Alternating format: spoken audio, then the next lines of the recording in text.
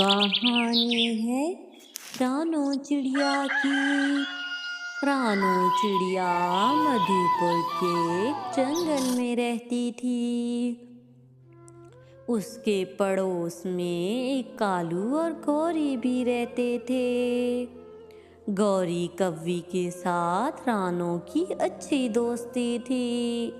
एक दिन रानो और गौरी कव्वी बाजार से पौधे ले आती हैं। अरे अरे रानो, हमें तो मालूम भी नहीं है कि ये पौधे कौन से हैं। अरे अरे गौरी बहन, चिंता मत करो, मुझे पूरा यकीन है कि हमारे पौधों पर मीठे फल ही लगेंगे। यूं ही रानो और गौरी तो रात दिन उन पौधों की देखभाल किया करती। रानो चिड़िया तो बहुत दयालु थी।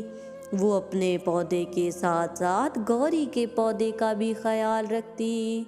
उसकी निस्बत गौरी तो बहुत आलसी थी। अरे अरे गौरी, तुम दाना लेने भी नहीं जाती।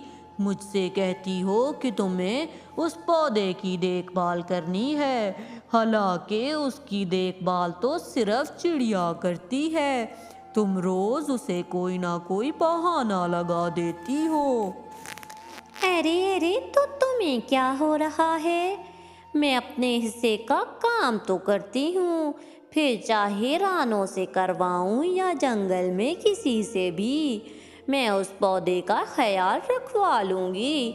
वैसे भी वो रानो बहुत भोली है। मैं उससे चिकनी चुपड़ी बातें करके अपने पौधे का ख्याल रखवा लेती हूँ। तुम बस प्रार्थना करो कि हमारे पौधे पर बहुत मीठे फल लगें, फिर हम उन्हें मंडी में बेचकर बहुत अमीर हो जाएंगे। दूसरी तरफ रानो का बेटा भी अपने पौधे के फल खाने के लिए बहुत उत्सुक था। अरे अरे माँ, हमारे पौधे पर कब फल लगेंगे? मुझे तो सेब खाने का बहुत शौक है। अरे अरे मेरे बेटे, कुछ काम बहुत धीरज से होते हैं। तुम्हें थोड़ा सा और सब्र करना होगा, तभी जाकर हमारे पौधे पर फल लगेंगे। और याद रखना, मेहनत का फल कभी ज़ाया नहीं होता। तुम फिक्र मत करो, तुम देखना हमारे पौधे पर मीठे फल ही लगेंगे। यूं ही समय गुजरता जाता है। अब रानो और गौरी कव्वी के पौधे बड़े हो गए थे कि एक दिन सुबह सुबह जब गौरी कव्वी वहाँ जाती है तो देखती है कि रानो का तो सेब का पौधा है और उसका पौधा लीमू का है। ये देखकर गौरी कव्वी तो जल भुन जाती है। इतने में रानो भी आ गई थी। अरे अरे गौरी, देखो तो हमारे दरख्तों पर कितने फल लगे हैं। बस कर दो, कौन से फल, कैसे फल? ये तो लीमू का पेड़ है। तुमने जानबूझकर उस दिन हमारे पौधे बदल दिए थे। ये सेब का पौधा मेरा है। अरे अरे गौरी बहन, ये क्या कह रही हो? तुमने अपने हाथों से वो पौधा लगाया था। अब अगर वो लीमू का पौधा निकल आया है तो इसमें मेरा क्या कसूर है? यूं ही गौरी तो चुप कर जाती है और घर चली जाती है। रानो भी खुशी खुशी अपने पेड़ से सेब तोड़कर अपने बेटे के लिए ले जाती है और एक टोकरी गौरी और कालू के घर भी भिजवाती है। अरे अरे, ये चिड़िया हमें जानबूझकर उकसा रही है। इसकी इतनी हिम्मत कि ये हमें सेब भेजे। मैं इसको नहीं छोड़ूंगा। यूं ही अगले दिन कालू और गौरी दोनों उन पेड़ों के पास आ जाते हैं। अरे अरे ओ चिड़िया, तूने मेरी पत्नी को धोखा दिया है और फिर तू हमें अपने सेब भेज कर जला रही थी। अरे अरे कालू भैया, आप ऐसा कैसे कह सकते हैं? मैंने तो वो इसलिए भेजे थे कि गौरी निराश हो गई थी कि उसके पौधे पर लीमू लगे हैं। मैं तो सिर्फ आपकी मदद करना चाह रही थी। अरे अरे, कैसी मदद? ये सेब का पेड़ हमारा है। अगर तूने इसका नाम लिया तो हम तुझे और तेरे बेटे को मार डालेंगे। अरे अरे गौरी बहन, ये कालू भैया क्या कह रहे हैं?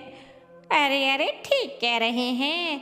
अगर तुझे अपनी और अपने बेटे की जान प्यारी है तो इस सेब के पौधे का नाम भी मत लेना। अब यहाँ से भाग जा, वरना तेरी हड्डी पसली तोड़ कर रख देंगे। ये लीमू का पेड़ तेरा हुआ और ये सेब का पेड़ हमारा। ये सब सुनकर तो रानो चिड़िया वहाँ से चली जाती है। अरे अरे माँ, वो ऐसा कैसे कर सकते हैं? वो सेब का पेड़ तो हमारा है। गौरी चाची तो पेड़ों को पानी भी नहीं लगाती थी। अरे मेरे प्यारे बेटे, मुझे वो फल तुम्हारी जान से ज़्यादा प्यारे नहीं हैं। तुम छोड़ो, उन्हें ऊपर वाला सज़ा देगा। बेचारी रानो चिड़िया तो सारी रात रो कर गुजारती है और फिर वो उस नींबू से एक स्टॉल लगा लेती है जहाँ पर वो नींबू पानी बेचती है। उससे तो अब उसकी अच्छी खासी बिक्री होने लगी थी। अरे अरे माँ, हम तो नींबू पानी बेचकर अच्छे पैसे कमाने लगे हैं। हाँ मेरे प्यारे बेटे, मैंने कहा था कि ऊपर वाला जो करता है अच्छे के लिए करता है। यूं ही समय गुजरता जाता है। बेचारी रानो तो चुप कर गई थी, लेकिन ऊपर वाला नहीं भूलता। एक दिन दूसरे जंगल से एक जालिम चील आती है जो कि उस पेड़ के सेब खाती है। उसे वो सेब बहुत पसंद आते हैं, तो वो सेब के पेड़ पर कब्जा कर लेती है। ये बात जब कालू और गौरी को पता चलती है तो वो सीधा अपने पेड़ के पास आते हैं। अरे रे, अरे रे चील जी, ये सेब का पेड़ तो हमारा है। आप यहाँ कब्ज़ा नहीं कर सकती। अगर आपने कब्ज़ा कर लिया तो हम क्या करेंगे? अरे अरे, मुझे तो इस पेड़ के सेब बहुत मज़ेदार लगे हैं। ठीक है, अगर आपको इस पेड़ के फल मज़ेदार लग रहे हैं तो आप इसके हमें पैसे दे दीजिए। ये सुनते ही चील को तो गुस्सा आ जाता है।